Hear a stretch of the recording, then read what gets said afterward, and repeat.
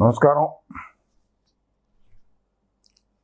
ముందుగా నేపాల్ ప్రధానమంత్రి ఓలీ గారికి నమస్కారం. అయ్యా, రాముల వారు మీ వాడే అంటున్నారు. సో దశరథ మహారాజు కూడా అక్కడ వాడే అంటున్నారు. రాజు దశరథ మహారాజులో రాజు ఉంది, శ్రీరాముల్లో రాముడు ఉన్నాడు. అటువంటి ఆయన మాకు ఆంధ్రప్రదేశ్లోనూ తెలుగువాడు ఒక ఆయన ఉన్నాడు. అర్జెంటుగా పట్టుకెళ్ళిపోండి సార్ ఇక్కడి నుంచి. అది త్రేతాయుగంలో జరిగిందో ఎప్పుడో ఆ రాముల వారిని మేమైతే చూడలేదు, కానీ ఇప్పుడు చూస్తున్నాం ఆ రాముల వారిని.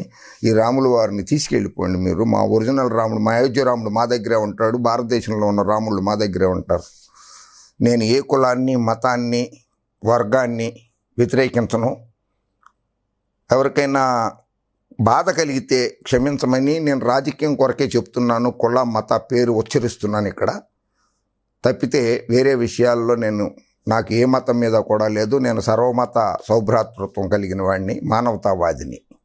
నా కళానికి కులం లేదు, మతం లేదు, ప్రాంతం లేదు. అయ్యా రాజుగారు, తమరు చాలా లాజిక్గా, చాలా తెలివిగా, చాలా రాజ్యాంగబద్ధంగా చాలాసార్లు మాట్లాడుతున్నారు. సెక్యులర్ వాదిని అని చెప్పుకుంటూనే సెక్యులర్ వాదిని అని చెప్పుకుంటూ కాదు. You are not secular, you are sick liar. Sick liar అంటే అబద్ధాలు చెప్పే రోగం ఉన్న వాళ్ళని సిక్ లయర్ అంటారు వాళ్ళని. తిరుమల తిరుపతి దేవస్థానం చైర్మన్ వైవి సుబ్బారెడ్డి గారి సతీమణి స్వర్ణలత గారు జూలై 8వ తారీఖు నాడు వైఎస్ రాజశేఖర రెడ్డి గారి రోజు నాడు నివాళులు అర్పించడానికి వెళ్ళినప్పుడు తన సోదరి ఇచ్చినటువంటి బైబిల్ పుస్తకాన్ని పట్టుకున్నందుకు చాలా అభియోగాలు, చాలామంది పచ్చపిచ్చి గొట్టాలతో సహా, పచ్చపిచ్చి మీడియాతో సహా చాలామంది చాలా అభియోగాలు మోపుతున్నారు. ఇది విజయమ్మ గారు బైబిల్ పట్టుకున్న మాట వాస్తవమే, ఇక్కడ బైబిల్ పట్టుకున్న మాట వాస్తవమే. ఆమె తన సోదరి స్వర్ణలత గారికి ఇచ్చిన మాట కూడా వాస్తవమే. ప్రజాస్వామ్యంలో మీరు ఈ రోజునాడు ఈ రకంగా మాట్లాడుతున్నారు, ఈ రకంగా మాట్లాడగలుగుతున్నారు అని అంటే దానికి కారణం భారత రాజ్యాంగమే. సరే, మీకు ఒక విషయాన్ని గుర్తు చేస్తాను. రాజుగారు, మీరు చెప్పినట్లుగానో చాలామంది చెప్పినట్లుగానో చాలా రకాలుగా వ్యాఖ్యానాలు చేశారు. మత గ్రంథాలని పట్టుకుంటాం తప్పన్న విధంగా.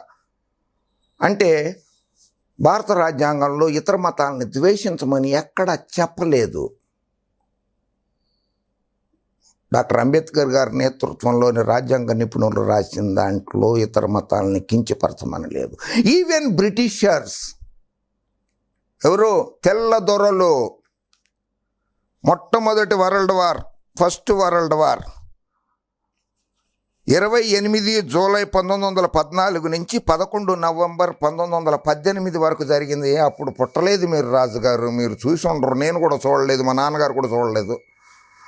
కానీ మీకు చూపించాల్సిన పరిస్థితి నాకు వచ్చింది కనుక చూపిస్తున్నాను. మీకు భారత రాజ్యాంగం కల్పించిన హక్కుల్ని ఈ రోజునాడు మీరు వాడుకుంటున్నారంటే ఇటువంటి సైనికులు మత గ్రంథాన్ని నెత్తిన మోసుకుని ప్రపంచ యుద్ధంలో పాల్గొన్నారు. వీళ్ళు సిక్కు మతస్థులు. గురు గ్రంథ సాహిబ్ అంటారు దీన్ని. నెత్తి మీద పెట్టుకుని యుద్ధానికి మొదటి ప్రపంచ యుద్ధానికి వరల్డ్ వార్ 1కి వెళ్ళారు. క్రిస్టియన్స్ కదా బ్రిటిషర్స్, వాళ్ళు కూడా మత గ్రంథాన్ని నెత్తి మీద పెట్టుకోవటానికి ఒప్పుకున్నారు. ఇదిగో సైనికులు నెత్తి మీద ఉంది. వీళ్ళు ఫస్ట్ వరల్డ్ వార్లో పాల్గొన్నారు. 1914 జూలై 28 నుంచి 11 నవంబర్ 1918 వరకు జరిగింది మొట్టమొదటి ఫస్ట్ వరల్డ్ వార్. ఇట్లా మత గ్రంథాలని పట్టుకుని వెళ్ళారు, యుద్ధం చేసి గెలిచి వచ్చారు. రాజుగారు, సెకండ్ వరల్డ్ వారు నేను పుట్టలేదు అప్పటికి. సెకండ్ వరల్డ్ వార్ వచ్చి 1 సెప్టెంబర్ 1939 నుంచి 2 సెప్టెంబర్ 1945 వరకు జరిగింది. అందులో 52 ఇన్ఫెంట్రీ బ్రిగేడు 17th డివిజన్ పాల్గొన్నది. అందులో ఆ యుద్ధంలో గుర్రాల మీద వెళుతూ కూడా ఆ మత గ్రంథాలను తీసుకుని వెళుతున్నారు యుద్ధానికి వెళ్ళేటప్పుడు. మీరు ఈ రోజునాడు వాక్ స్వాతంత్రము, రాజ్యాంగము అన్నీ అనుభవిస్తున్నానని చెప్పుకుంటున్నారే, అదే వేరే మతస్థుల మీద మరో రకమైనటువంటి ప్రశ్నలు సంధిస్తున్నారు కదా, తప్పు. మీకు రాజ్యాంగం మీద ఎంత నమ్మకం ఉందో నాకు రాజ్యాంగం మీద అంతే నమ్మకం ఉంది. రాజ్యాంగంలో మీకు ఏ హక్కులు కల్పించినాయో భారతదేశంలో ఉన్న ప్రతి ఒక్కరికి అదే హక్కు కల్పించబడి ఉందన్నది మాత్రం గుర్తుపెట్టుకోండి. వాక్ స్వాతంత్రం ఆర్టికల్ 19, ఆర్టికల్ 19(1), ఆర్టికల్ 19(a)(b) భారత రాజ్యాంగము 21 ప్రాథమిక హక్కులు మీకే ఉన్నాయో భారత రాజ్యాంగం కూడా అవన్నీ ఆర్టికల్ 19 భారత రాజ్యాంగము 19(a), 19(b), ఆర్టికల్ 21 నాకు కూడా కల్పించింది. అందుకనే మీకు చూపిస్తున్నాను. తర్వాత రాజుగారు, తమరు ప్రమాణ స్వీకారం చేశారు కదా, ఇది భారత పార్లమెంట్, ఇది భారత పార్లమెంటు భవనం. ఇది ఇక్కడే మీరు ప్రమాణ స్వీకారం చేశారు పార్లమెంటు సభ్యునిగా. మీరే కాదు, అందరూ ఇక్కడే ప్రమాణ స్వీకారం చేస్తారు. ఈ పార్లమెంటు భవనాన్ని కట్టించింది 1921లో. నేను పుట్టలేదు. 1921లో ఆ బిల్డింగ్, ఈ భవనాన్ని కట్టడం స్టార్ట్ చేశారు. 1927లో 18th January 1927, 18 January 1927 నాడు Lord Irwin viceroy of India, Britishers, తెల్లదొరలు, క్రిస్టియన్స్ కట్టిన బిల్డింగ్ అది. అందులో ఆర్కిటెక్ట్లు ఎవరో తెలుసా అండి? ఆర్కిటెక్ట్లు వచ్చి ఎడ్విన్ లుటెన్స్, హెర్బర్ట్ బేకర్, వాళ్ళు కన్స్ట్రక్ట్ చేశారు అది. ఆ బిల్డింగ్లోనే మీరు ప్రమాణ స్వీకారం చేశారు. మత విద్వేషాలు రెచ్చగొట్టడం మంచిది కాదు రాజకీయ నాయకులకి మత విద్వేషాలు రెచ్చగొట్టకూడదు. మత సామరస్యాన్ని నెలకొల్పాలి. తర్వాత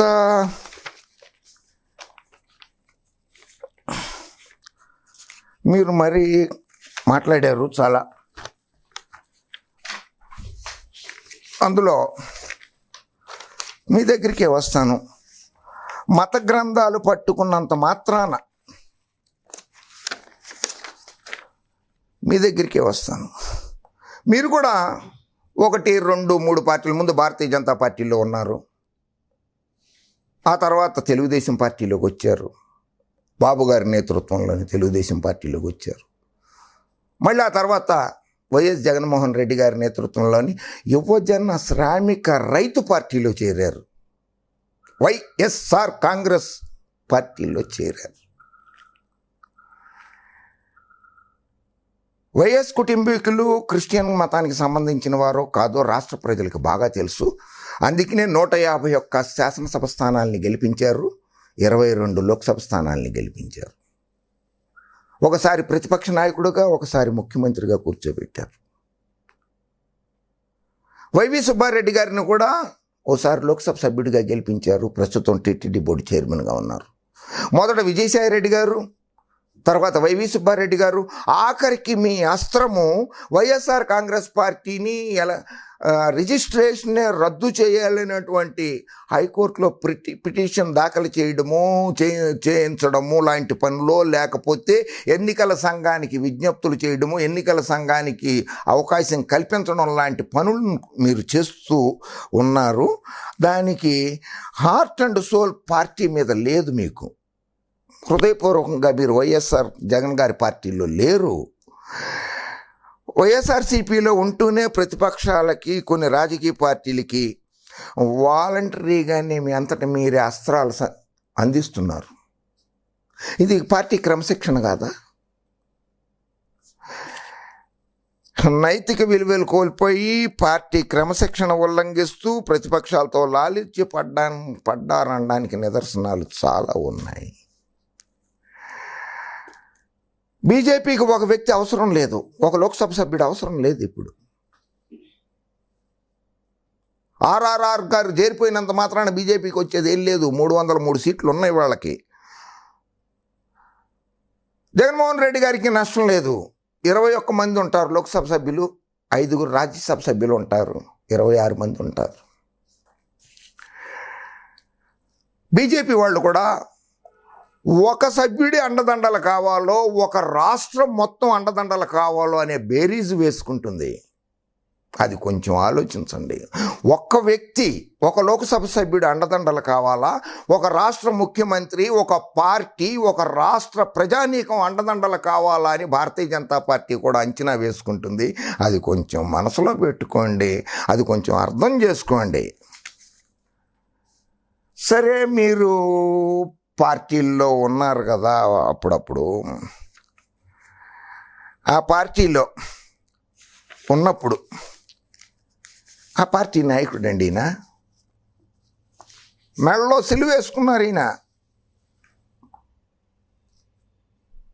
ఈయన క్రిస్టియన్ కాదు. మెడలో సిలువ వేసుకున్నంత మాత్రాన్ని క్రిస్టియన్ అయిపోలేదు. ఆ మతాన్ని గౌరవించారు ఆయన, ఆ మతస్థుల్ని గౌరవించారు. అంతేగాని ఆ మతాన్ని వ్యతిరేకించినట్లు కాదు, ఆ మతాన్ని అవమానపరిచినట్లు కాదు.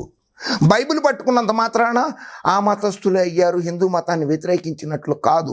నేను దర్గాకి వెళ్తా, నేను మసీదుకి వెళ్తా, నేను గురుద్వారాకి వెళ్తా, నేను చర్చిలకి వెళ్తా. యాజ్ ఏ హిందూ బ్రాహ్మణ్గా చెప్తున్నాను, నేను వెళ్తా, అన్నిటికీ వెళ్తా. నేను అంత మాత్రాన నా కులం మారిపోదు, నా మతం మారిపోదు. అవగాహన రాహిత్యం అంటారు దాన్ని.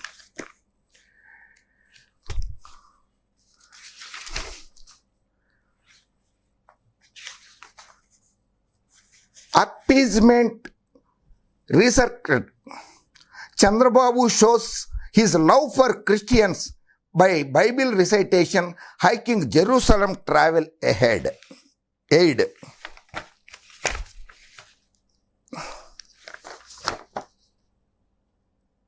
నేను చెప్పట్లేదండి, ఇది పత్రికల్లో ప్రింట్ అయిందే చూపిస్తున్నాను మీకు.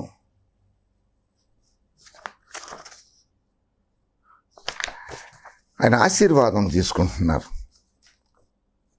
బిషప్పుల దగ్గర, ఫాదర్స్ దగ్గర ఆశీర్వాదం తీసుకుంటున్నారు ఆయన. ఇందులో 2-3 వాక్యాలు చదివి వినిపిస్తుంది. ఆంధ్రప్రదేశ్ చీఫ్ మినిస్టర్ ఆ రోజు నాడు Chandrababu Naidu has announced that the state government would increase financial aid to Christian pilgriming to Jerusalem from rupees 40,000 to 75,000, reports Hans India newspaper. 40,000 నుంచి 75,000 రూపాయలకి జెరూసలం యాత్రికులకి, క్రిస్టియన్ మతస్థులు ఎవరైనా, భక్తులు ఎవరైనా, యాత్రికులు ఎవరైనా జెరూసలం వెళ్ళే వాళ్ళకి 40,000 రూపాయల నుంచి 75,000 రూపాయలు పంచిపెట్టింది పెంచింది చంద్రబాబు నాయుడు గారే. సార్ రాజుగారు, చంద్రబాబు నాయుడు గారే పెంచింది. Naidu participated in the Christmas celebrations in CSI St. Paul's Basilica Church, Vijayawada, and receiving verses and taking part in the cake cutting function. He announced 1.5 crore financial aid to the church and extended government support for completion of various church related works. 1,50,00,000 రూపాయలు చర్చిని అభివృద్ధి పరచడానికి ఇచ్చారు, సద్భావంతో, మంచి మనస్సుతోటి. మీరు అదే పార్టీలో నుంచి వైఎస్ఆర్సీపీలోకి వచ్చారండి, జగన్మోహన్ రెడ్డి గారి పార్టీలోకి. మరి జగన్మోహన్ రెడ్డి గారి పార్టీ వైవి సుబ్బారెడ్డి గారు సతీమణో జగన్మోహన్ రెడ్డి గారు తప్పు చేస్తే ఈయన కూడా తప్పు చేసినట్లే లెక్క కదా మీ దృష్టిలో. నా దృష్టిలో కాదు, మీ దృష్టిలో. విజయవాడలోని సిఎస్ఐ చర్చిలో నిర్వహించిన క్రిస్మస్ వేడుకల్లో పాల్గొనడం సంతోషంగా ఉంది. మత పెద్దలతో కలిసి రాష్ట్ర సంక్షేమం, అభివృద్ధి కోసం ప్రార్థించాము. ఇదిగోండి,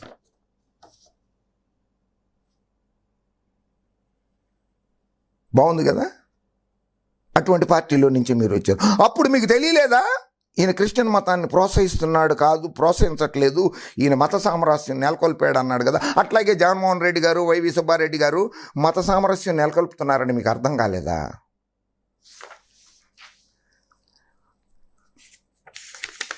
2019 వరకు మీరు ఆ పార్టీలోనే ఉన్నారు కదా. ఆ పార్టీ నాయకుడు కాంగ్రెస్ పార్టీతో పొత్తు పెట్టుకున్నారు కదా. ఆ పార్టీకి అధ్యక్షురాలుగా ఉన్నటువంటి సోనియా గాంధీ గారు ఏ ప్రాంతం వారు, ఏ కులస్తులు, ఏ మతస్థులు అండి?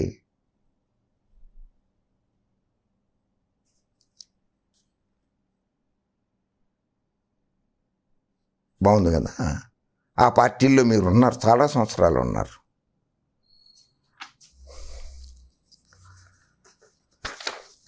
చంద్రబాబు నాయుడు గారు విదేశాలకు వెళ్ళినప్పుడు ఆయన దిగిన ఫోటో, మసీదులో దిగారు. ఆయన మత సామరస్యం నెలకొల్పారు మసీదులో దిగి.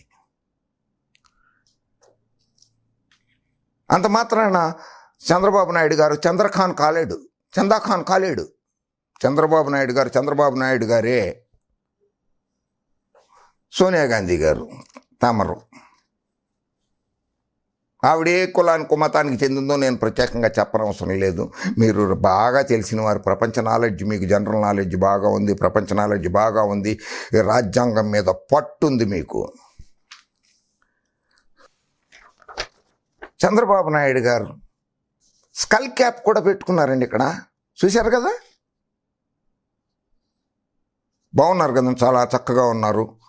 ముస్లిం మత పెద్దలతో ఉన్నారు, ముస్లిం మతాన్ని కూడా గౌరవించారు. క్రిస్టియన్ మతం అయిపోయింది, ముస్లింలు కూడా గౌరవించారు. రాజ్యాంగం మీద ఈయనకున్నటువంటి విశ్వాసము చంద్రబాబు నాయుడు గారు హైదరాబాదులో ఇఫ్తార్ విందులో పాల్గొన్నారు, నాంపల్లి ఎగ్జిబిషన్ గ్రౌండ్స్లో పాల్గొన్నప్పుడు. చూడండి ఎలా కట్టుకున్నారో, తలకి కూడా అరబ్ షేక్ లాగా కట్టుకున్నారు. చాలా బాగున్నారు కదా. మత సామరస్యాన్ని నెలకొల్పారు బాబు గారు. రాజుగారు మీరు చూడండి, రాజుగారు మీకు చెప్తున్నాను, మీరు చాలా విజ్ఞులు, రాజకీయం మీద పట్టున్నవారు, మీరు రాజ్యాంగం మీద పట్టున్నవారు. నేను పచ్చగొట్టాలి పిచ్చగొట్టాలి లాంటి వాడిని మాత్రం కానే కాదు. ప్రశ్నకి సూటిగా సమాధానం చెప్పగలుగుతా, అమ్ముడు పోయిన వాడిని కాదు.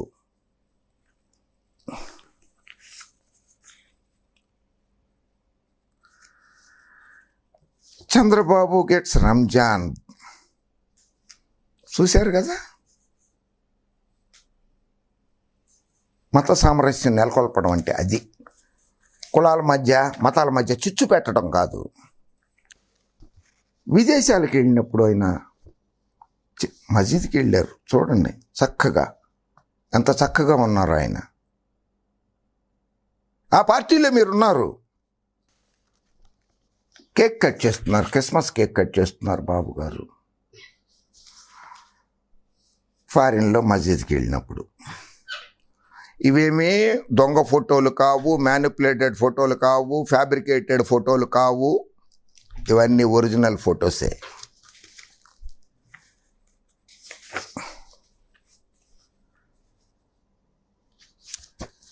బైబిల్ పట్టుకున్నంత మాత్రాన క్రిస్టియన్లు కారు. బైబిల్కి ఆ మతానికి గౌరవం ఇచ్చిన వాళ్ళు అవుతారు. మీ నాయకుడు, ఒకప్పుడు మీ నాయకుడు ఇగో బైబిల్ పట్టుకున్నారు. చంద్రబాబు నాయుడు గారు ముఖ్యమంత్రి హోదాలోనే పట్టుకున్నారు ఆయన. ఆమె గృహిణిగా పట్టుకుంది, స్వర్ణలత గారు, వైవి సుబ్బారెడ్డి గారు సతీమణి గృహిణిగా పట్టుకుంది. అది కూడా విజయమ్మ గారు దండం పెట్టాల్సి ఉంది కనుక చేతిలో ఉందని సోదరిమణికి ఇచ్చింది. అది దాన్ని తప్పు పట్టడం చాలా తప్పు, దురదృష్టకరం. కింద ఆయనే కాదు, బాబు గారు పుత్రరత్నం నారా లోకేష్ బాబు గారు కూడా ఇదిగో బిషప్ గారి దగ్గర, ఫాదర్ దగ్గర ఆశీర్వాదం తీసుకుంటున్నారు. నారా లోకేష్ బాబు గారు ఆశీర్వాదం తీసుకుంటున్నారు. మీరు ఆ పార్టీలో ఉన్నవారు.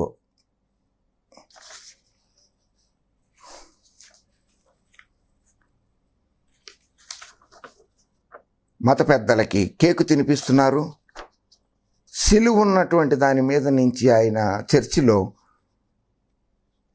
క్రిస్టియన్ భక్తులను ఉద్దేశించి, మతస్థులను ఉద్దేశించి వారి బాగోగుల గురించి, వారి సంక్షేమం గురించి ప్రసంగించారు. ఇక్కడ మీరు ఆ పార్టీలోనే ఉన్నారు. అంత మాత్రాన చంద్రబాబు నాయుడు గారు క్రిస్టియన్ కారు. వైవి సుబ్బారెడ్డి గారి సతీమణి క్రిస్టియన్ మతాన్ని ప్రోత్సహిస్తున్నారు. ఏంటది? యాంటీ కన్వర్షన్ లాని తీసుకురావాలా? అబ్బో, భారత రాజ్యాంగంలో ఏం రాసి ఉందండి? రాజ్యాంగం గురించి బాగా మాట్లాడతారు. నేను ఏ మతంలో అయినా ఉండొచ్చు, నేను ఏ మత ప్రార్థనలు అయినా చేసుకోవచ్చు అని చెప్పి ఉంది కదా. అటువంటిప్పుడు ఒక మతాన్ని వ్యతిరేకిస్తూ నువ్వు ఆ మతంలో చేరకూడదనో ఆ మతంలో ఉండకూడదనో చేటువంటి చట్టాన్ని తీసుకురావటం భారత రాజ్యాంగాన్ని తొంగలో తొక్కినట్లా లేకపోతే సప్త సముద్రాల్లో తొక్కినట్లా? సమాధానం చెప్పగలరా మీరు నాకు? ఇదిగో బైబిల్ చదువుతున్నారు బాబు గారు, ముఖ్యమంత్రి హోదాలో బైబిల్ చదువుతున్నారంటే బైబిల్కి గౌరవం ఇచ్చారు, క్రిస్టియన్ మతానికి గౌరవం ఇచ్చారు. మీరు అదే పార్టీలో ఉన్నారు. అదే దృక్పథాన్ని వైఎస్ఆర్ పార్టీలో కూడా కొనసాగించాల్సింది, మత సామరస్యాన్ని నెలకొల్పాల్సింది.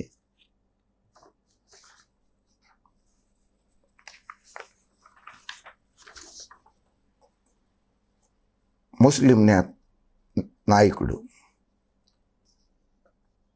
బిషప్ దగ్గర ఆశీర్వాదం తీసుకుంటున్న బాబు గారు,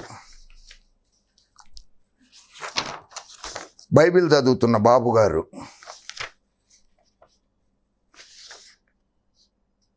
చూడండి, నేను అబద్ధాలు చెప్పడంలా, బైబిల్ చదువుతున్న బాబు గారు,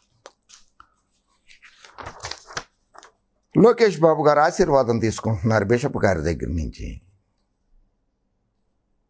చూసారా? ఇక్కడ అల్లాహు అక్బర్, అల్లా ఇన్షా అల్లా. చూడండి,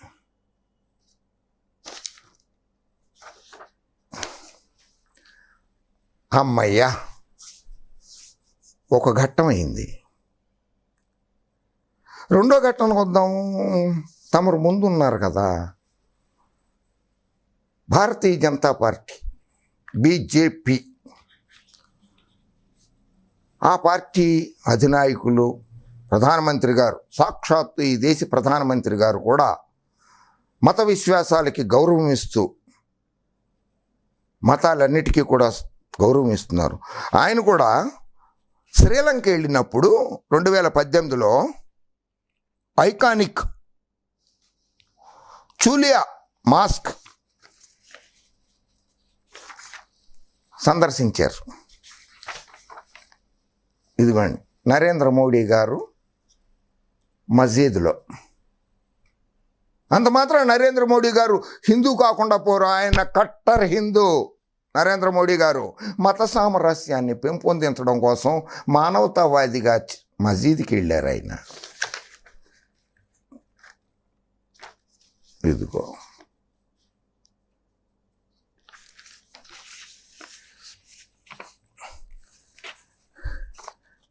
అలాగే శ్రీలంకలో చర్చికి వెళ్ళారు. కొలంబోలో చర్చికి వెళ్ళారు, బైబిల్ పట్టుకున్నారు. చూడండి, ఆయన అక్కడ ఫోటోలు, ఆ చర్చి మీద టెర్రరిస్టులు, ఉగ్రవాదులు దాడి చేశారు. ఆ తర్వాత మళ్ళీ అది కట్టారు. దాని మీద ఆ ఉగ్రవాదులు దాడి చేసినటువంటి ఫోటోలు అవన్నీ చూపిస్తుంటే బిషప్లు, మత పెద్దలు చూస్తున్నారు. అంత మాత్రాన నరేంద్ర మోడీ గారు క్రిస్టియన్ కాడు. మత సామరస్యం ఉండాలి అని చెప్పి సదుద్దేశంతో, సద్భావంతో వెళ్ళారు.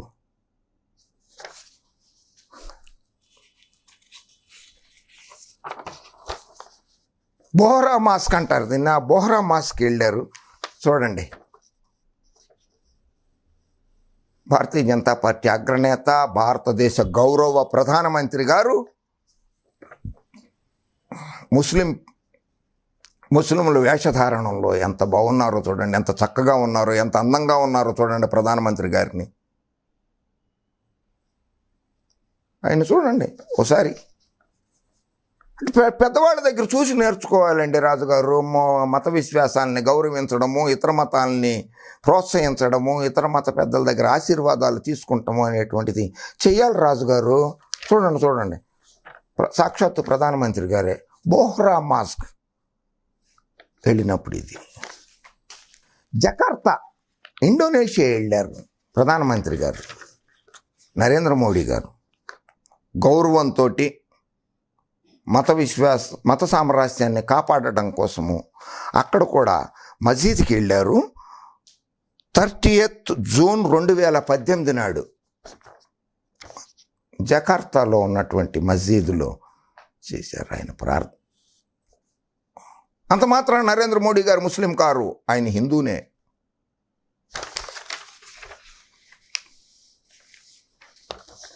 నరేంద్ర మోడీ గారు చర్చికి వెళ్ళారు, అంత మాత్రం నరేంద్ర మోడీ గారు క్రిస్టియన్ కారు. ఆ మతానికి గౌరవం ఇచ్చారు. చూడండి, నేనేం అబద్ధాలు చెప్పట్లా, సాక్షాత్తు.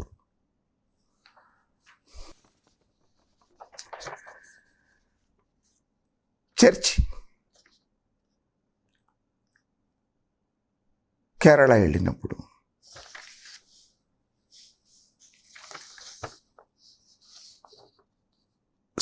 సెంట్ మేరీస్ చర్చ్ ఎలక్కాడ్, కేరళ వెళ్ళినప్పుడు ఆ చర్చ్ సందర్శించారు.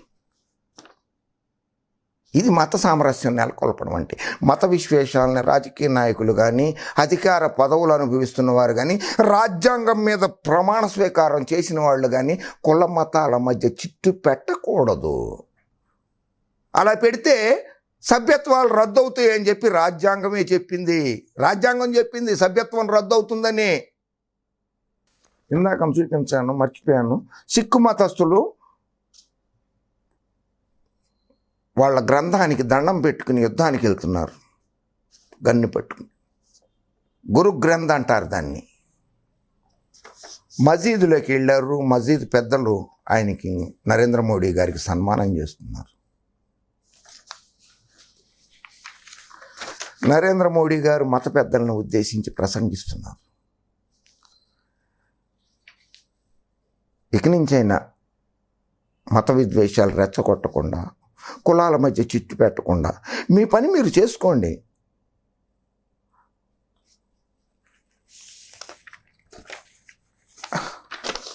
బాబ్రీ మసీద్ విధ్వంసం చేసిన పార్టీలో మీరున్నారు.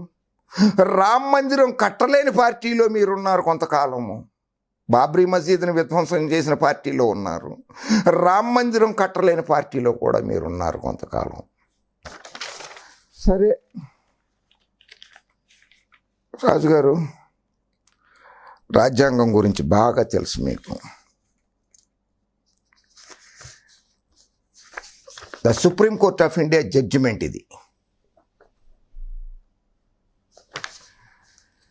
In the Supreme Court of India, civil original jurisdiction, writ petition, bracketlo civil number 536 of 2011, public interest foundation and others versus petitioners వాళ్ళు పిటిషన్ వేశారు వాళ్ళు సుప్రీం కోర్ట్ ఆఫ్ ఇండియాలో, versus government union of India with criminal appeal number 1714 1714 1715 of 2007, writ petition criminal 2008 of 2011, writ petition civil number 800 of 2015. వీటిలన్నిటి మీద కలిసి 5 జడ్జిల bench, constitutional bench, Deepak Mishra garu, justice Deepak Mishra garu, justice Lokur గారు, justice Kurian Joseph గారు సంయుక్తంగా ఇచ్చిన జడ్జిమెంటు ఏమిటంటే, publish the details of pending criminal cases against candidates.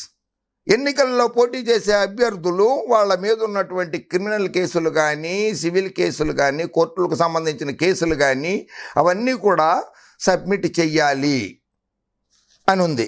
దాంతోపాటుగా కొన్ని గైడ్ లైన్స్ కూడా ఇచ్చింది సుప్రీంకోర్టు ఈ జడ్జిమెంట్లోనే. ఇదే జడ్జిమెంట్ 2018 25 సెప్టెంబర్ 2018లో ఇచ్చారు ఈ జడ్జిమెంట్ని. ఇందులో there has been an alarming increase in criminalization of politics, says the Supreme Court.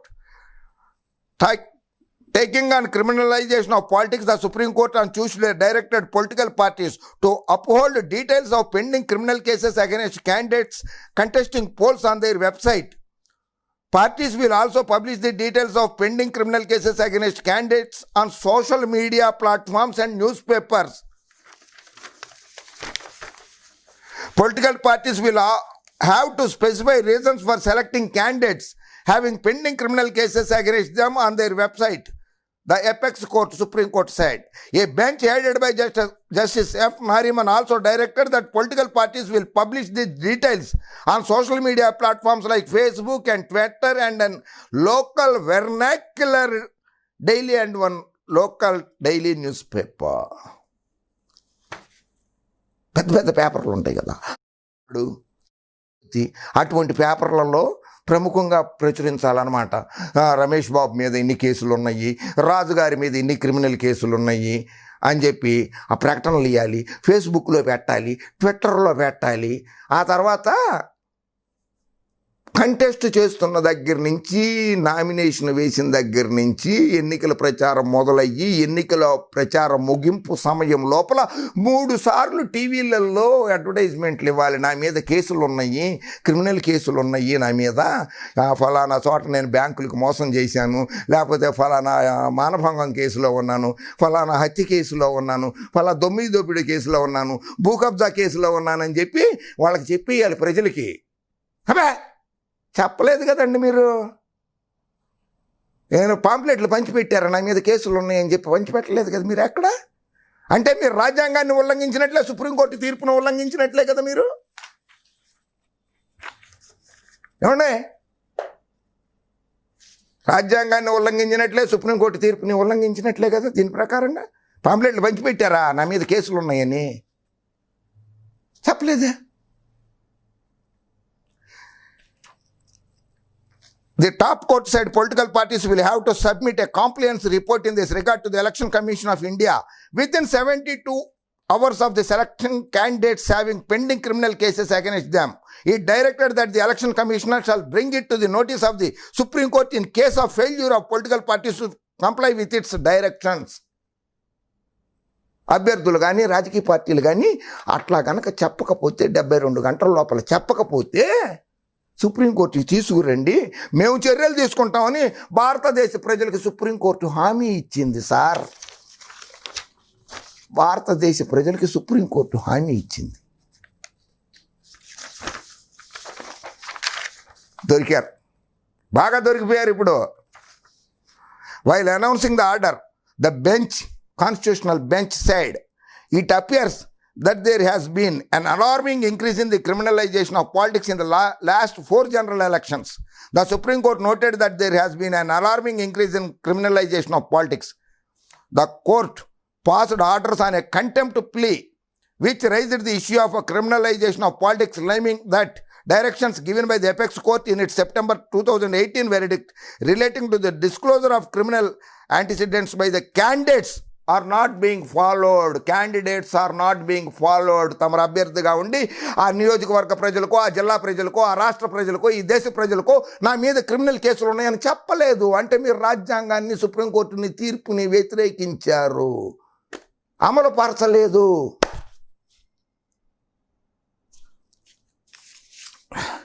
Supreme court judgement,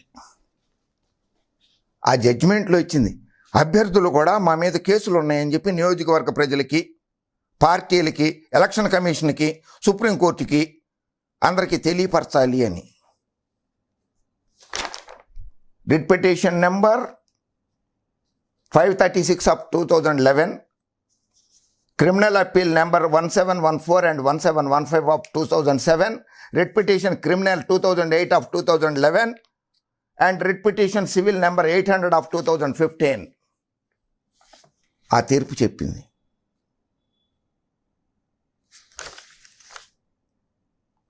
ఆహాహాహాహా. అమరావతిలో గొప్ప మసీదు కడతానన్నారు ఆయన. బెదవాళ్ళ కృష్ణానది ఒడ్డున ఉన్నటువంటి 44 దేవాలయాలని హుష్కాకి బుల్డోజర్స్ పెట్టి తోయించేశారు, కానీ అమరావతిలో మసీదు కడతానన్నారు. ఆ పార్టీలు మీరు కొనసాగారు. ఆ విజయవాడలో కృష్ణానది ఒడ్డున ఉన్నటువంటి దేవాలయాలు కూల్చివేసినప్పుడు మీలో ఉన్న హిందుత్వం ఎక్కడికి పోయింది? పక్కన ఉన్న కృష్ణానదిలో కలిసిపోయిందా? 160 కిలోమీటర్ల దూరంలో ఉన్న హిందూ మహాసముద్రం బందర్లో ఉంది, హంసల దీవిలో ఉంది 40 కిలోమీటర్ల దూరంలో, అందులో కలిసిపోయిందా మీ హిందుత్వం? కట్టాలి, అమరావతిలో మసీదు కట్టాల్సిందే. చంద్రబాబు నాయుడు గారు అనౌన్స్ చేశారు, కట్టాల్సిందే. రాజుగారు వ్యతిరేకించనుండే, రాణిగారు వ్యతిరేకించనివ్వండి, ఎవరైనా వ్యతిరేకించినా సరే కట్టాల్సిందే, అక్కడ కట్టాల్సిందే.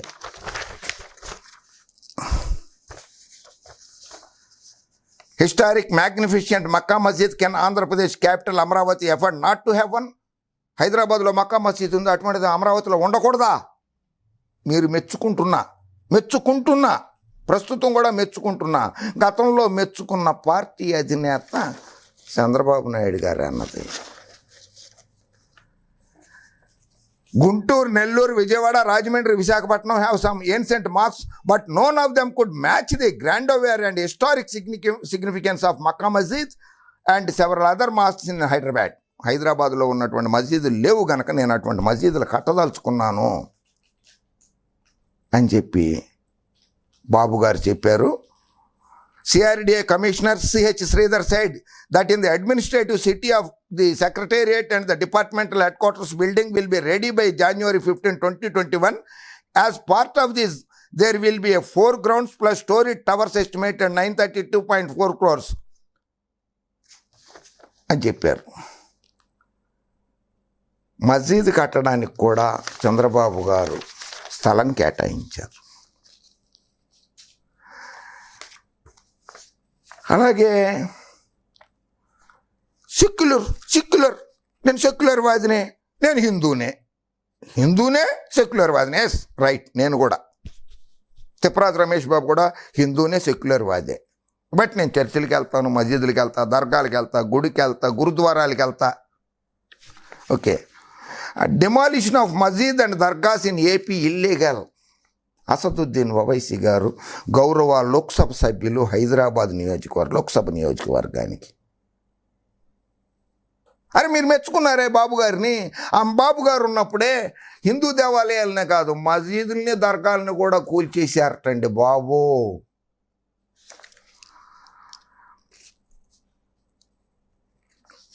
The All India Majlis Ittihad Muslim President and Hyderabad MP Asaduddin Owaisi called up the Andhra Pradesh Chief Secretary on Sunday and registered his protest over the demolition of mosques, dargahs and graveyards. శ్మశానాలను కూడా, graveyards in Krishna district in the name of road widening works. రోడ్లు వెడల్పు చేయడానికని దర్గాలు, మసీదులు, శ్మశానాలను కూడా కూల్చేశారని చెప్పి అసదుద్దీన్ ఓవైసీ గారు ఆంధ్రప్రదేశ్ ప్రభుత్వానికి నిరసన తెలిపారు. దేవాలయాలను కూల్చడమే కాకుండా demanding severe action against the revenue officials. Majid e Ali at Edupugallu village, Kankipadu మండలం in the early hours of Sunday. Krishna జిల్లాలో ఈడుపుగల్లు, కంకిపాడు మండలంలో మసీదుల్ని, దర్గాల్ని, శ్మశానాల్ని కూల్చేశారని చెప్పారు. సరే, ఎవరో గ్రంథి శ్రీనివాస్ గారు, కొట్టు సత్యనారాయణ గారు, చెరుకువాడ శ్రీరంగనాథ్ గారు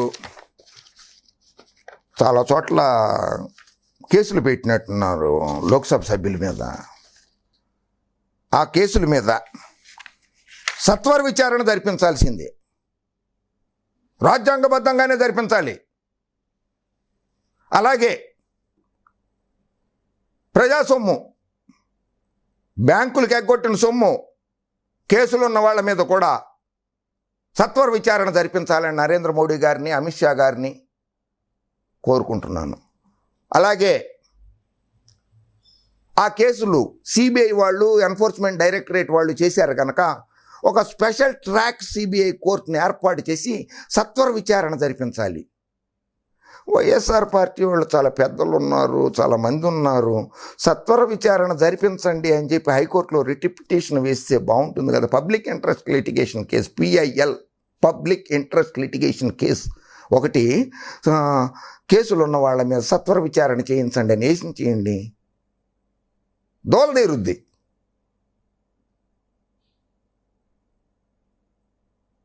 కనుక హక్కులు అనేవి మీ ఒక్కళ్ళకే కాదు, అందరికీ ఉంటాయి.